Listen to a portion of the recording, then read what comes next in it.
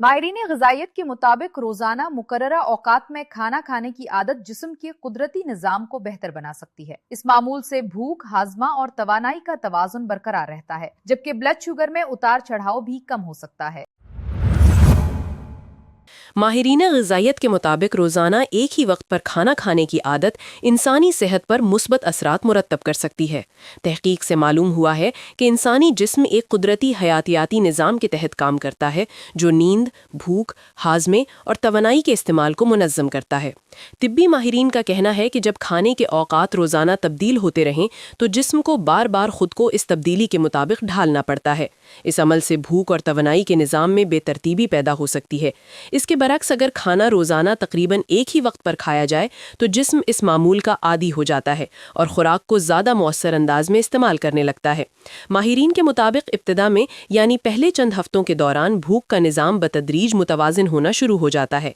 मुकर्ररा औकात में भूख लगने लगती है, जबकि गैर ज़रूरी स्नैकिंग और रात गए खाने की ख्वाहिश में कमी आ सकती है। इस मरहले में भूख और तस्कीन से मुताल्लिक हार्मोन्स भी एक नए रिदम में आना शुरू हो जाते हैं। तकरीबन एक माह तक मुसलसल एक ही वक्त पर खाना खाने की आदत अपनाने से तवानाई की सतह ज़्यादा मुस्तहकम हो सकती है। इस दौरान ब्लड शुगर में अचानक उतार चढ़ाव कम हो जाता है और हाजमे का निज़ाम बेहतर अंदाज में काम करने लगता है। बाज़ अफराद में पेट फूलने की शिकायत कम हो जाती है और दिन भर चुस्ती महसूस होती है। माहिरीन का कहना है कि अगर ये आदत 2 से 3 माह तक बरकरार रखी जाए तो जिस्म इसे फितरी मामूल के तौर पर कबूल कर लेता है। इसके नतीजे में भूख बेहतर अंदाज में काबू में रहती है, देर रात तक खाने की ख्वाहिश कम हो जाती है और नींद के मयार में भी बेहतरी आ सकती है।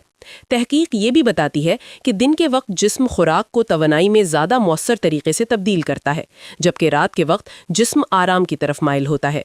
इसीलिए बाकायदा लाशपा, मुकर्ररा वक्त पर दोपहर का खाना और निस्बतन जल्द रात का खाना सेहत के लिए मुफीद समझा जाता है।